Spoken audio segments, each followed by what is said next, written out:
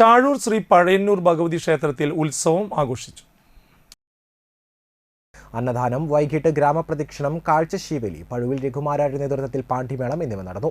വൈകിട്ട് നിറമാല, ദീപാരാധന, പള്ളി നായാട്ട്, തൃക്കൂർ സുനിൽകുമാറിന്റെ നേതൃത്വത്തിൽ പഞ്ചവാദ്യം അരങ്ങേറി.